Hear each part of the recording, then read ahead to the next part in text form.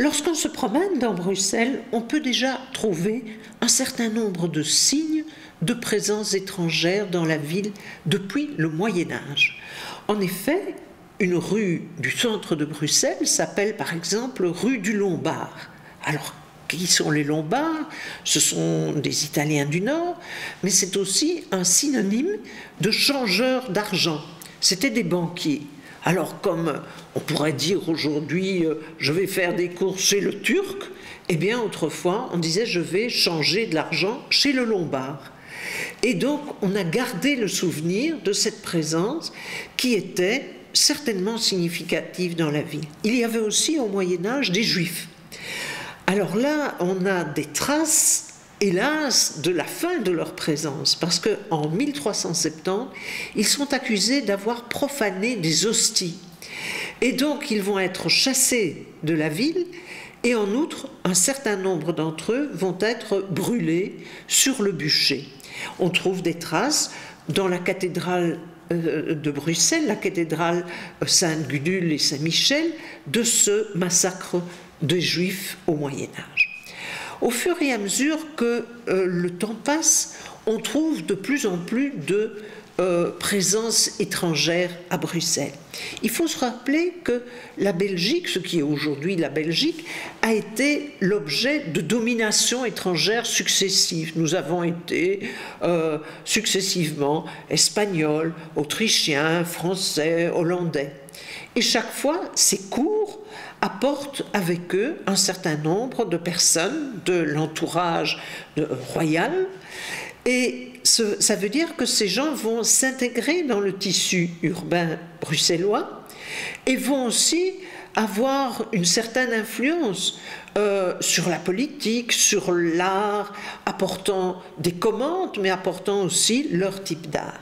Et donc on a des traces de toutes ces dominations étrangères différentes ici dans Bruxelles. Lorsque, en 1830, la Belgique devient indépendante, c'est à la suite d'une révolution, et dans cette révolution, on trouve déjà des étrangers qui se battent aux côtés des Bruxellois. Par exemple, des Italiens ou des Français qui ont pris fait et cause pour l'indépendance de la Belgique et qui vont se battre sur les barricades. Au XIXe siècle, cette présence des étrangers se fait plus forte dans Bruxelles. Il y a d'une part des élites étrangères, notamment on pourrait les appeler aujourd'hui des réfugiés politiques qui quittent leur pays parce qu'ils sont en lutte contre le pouvoir. C'est le cas par exemple d'Italiens qui quittent l'Italie qui est en proie aux guerres du Risorgimento contre l'Autriche ou contre les Bourbons. Ces gens aisés vont former une partie des étrangers à Bruxelles. On va retrouver aussi des Français qui ont quitté le Troisième Empire et qui vont s'installer ici à Bruxelles. Mais à côté de ça, il y a aussi des gens modestes qui simplement, comme dans toutes les migrations, cherchent à améliorer leur sort. Ils émigrent dans l'espoir d'améliorer leur sort. Et on trouve ainsi toute une mosaïque au XIXe siècle déjà de personnes qui viennent ici en Belgique exercer des petits métiers qui sont mieux payés, mieux acceptés que dans leur propre pays. On trouvera par exemple des Italiens qui font des stucs dans les belles maisons, qui sont miroitiers, qui font donc des miroirs, ou qui font de la mosaïque. Ce sont des métiers assez spécifiques, mais qui sont demandés ici et qui permettent à ces gens de vivre dans la capitale.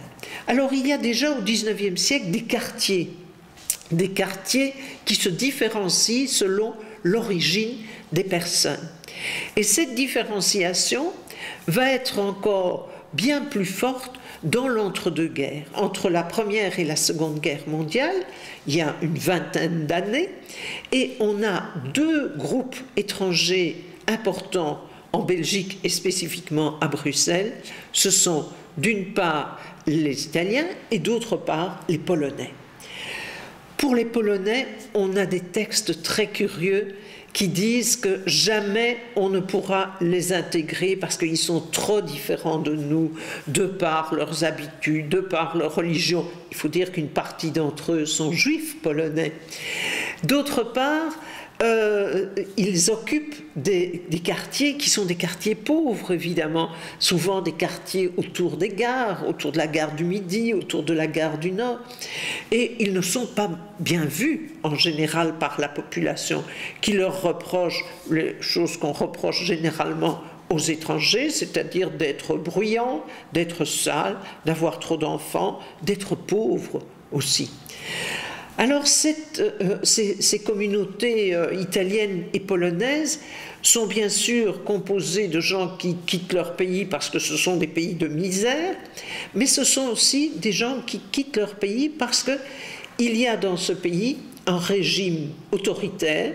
En Pologne, c'est le maréchal Pilsudski, le colonel Beck, en Italie, c'est Mussolini, et qu'il ne fait pas bon vivre dans ces pays si on n'a pas les mêmes idées que le pouvoir dictatorial. Et donc on a déjà un mélange de ces politiques et économiques qui est un mélange que nous retrouverons dans l'histoire ultérieure des étrangers à Bruxelles. À côté de ces deux groupes qui sont assez massivement présents à Bruxelles, d'Italiens et de Polonais, il y a toute une mosaïque d'autres gens qui ont d'autres provenances. Il y a par exemple des Russes blancs venus après la révolution de 1917. Il y a aussi des Juifs qui quittent l'Allemagne, des Juifs qui quittent l'Autriche, des réfugiés allemands, des réfugiés autrichiens. Et en outre, il y a depuis toujours dans notre capitale un certain nombre de Français, un certain nombre d'Allemands, un certain nombre de Britanniques qui ont choisi d'habiter ici parce qu'ils ont des affaires ici, ils tiennent des commerces ici, ils ont une activité professionnelle ici. La mosaïque est donc déjà extrêmement variée avant la Seconde Guerre mondiale. Lors de la Seconde Guerre mondiale, les étrangers vont avoir parfois un rôle particulier à jouer.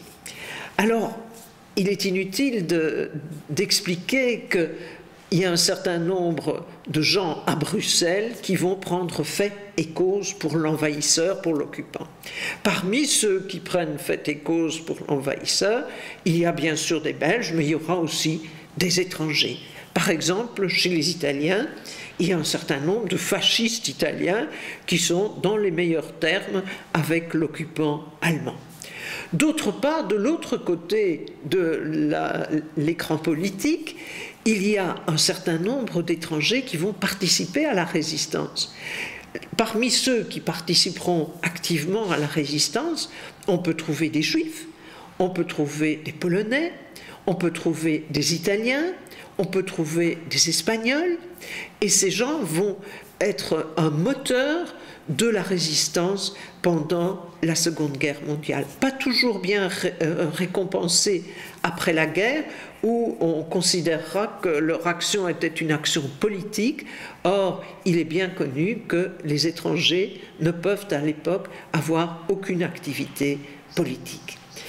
Le mouvement de population qui fait venir des étrangers en Belgique va se modifier complètement après la Seconde Guerre mondiale, puisque en 1946, la Belgique commence à faire venir massivement de la main-d'œuvre étrangère, et même si c'est en principe pour les industries extractives comme les carrières ou les mines, après 5 ans de ces travaux extrêmement durs, un certain nombre de ces étrangers vont choisir de venir à Bruxelles pour s'intégrer dans un marché de travail qui est tout de même moins pénible.